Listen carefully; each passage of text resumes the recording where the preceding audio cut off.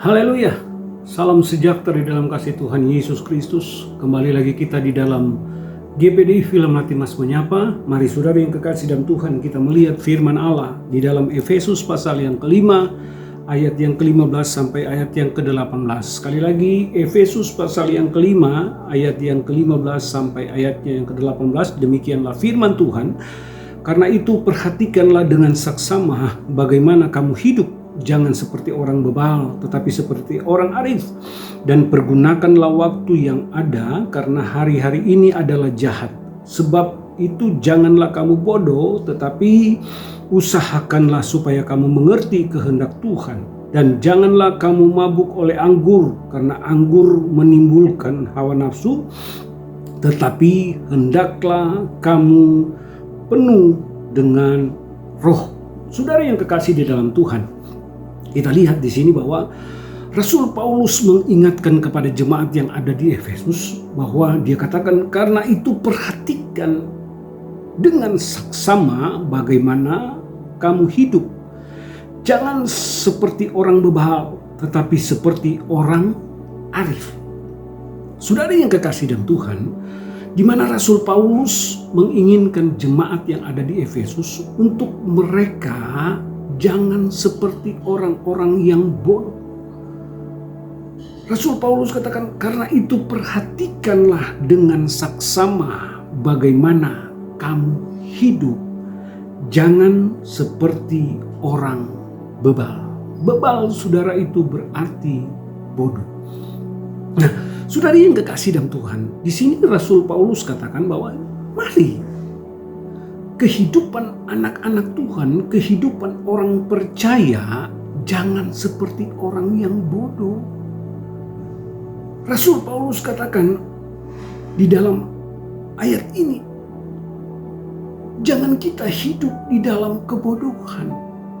Tetapi di sini dikatakan, tetapi seperti orang arif, orang yang bijaksana, orang yang mengerti apa yang menjadi kehendak Tuhan di dalam kehidupan kita. Nah, ini yang Rasul Paulus katakan, karena itu perhatikan dengan saksama bagaimana kamu hidup. Jangan seperti orang bebal, jangan seperti orang bodoh, tetapi seperti orang arif. Dan kemudian dikatakan, dan pergunakanlah waktu yang ada, karena hari-hari ini jahat. Pergunakanlah waktu yang ada, karena hari-hari ini adalah jahat.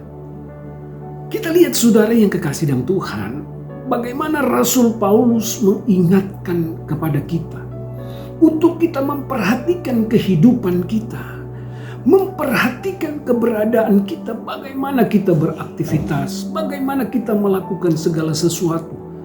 Jangan kemudian kita sama seperti orang bodoh yang tidak pernah mengerti kehendak Allah. Ingat, Rasul Paulus katakan, waktu-waktu ini adalah jahat. Jangan sampai kita terpengaruh, jangan sampai kita terbawa dengan hal-hal yang tidak berkenan kepada Tuhan. Ingat firman Tuhan katakan, hari-hari ini adalah jahat.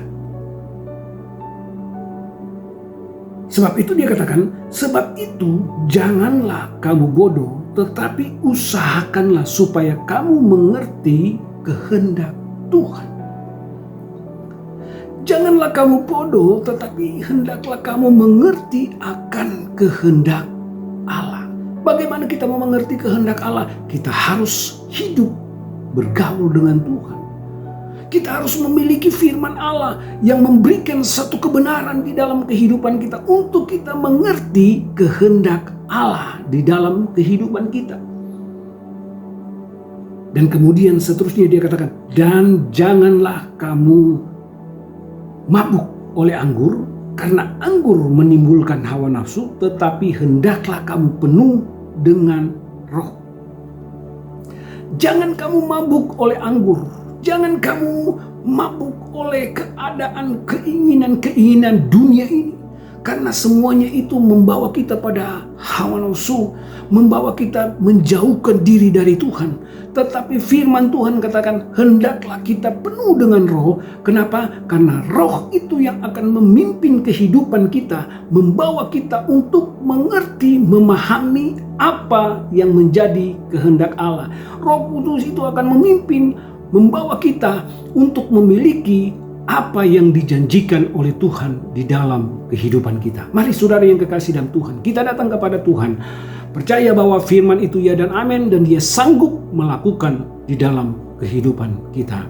Terima kasih Tuhan, pada saat ini kami datang kepadamu. Kami sudah mendengarkan firman-Mu, biarlah firman-Mu yang bekerja di dalam kehidupan kami. Kami serahkan kehidupan kami ke dalam tangan-Mu, kami serahkan umat-umat-Mu ke dalam tangan-Mu, segala aktivitas mereka Tuhan, segala apapun yang mereka akan lakukan kami serahkan ke dalam tangan-Mu. Biarlah Tuhan Engkau Allah yang memberkati dan memimpin kehidupan umat-umat-Mu. Terima kasih Tuhan, kami berdoa dan mengucap syukur. Haleluya, amin.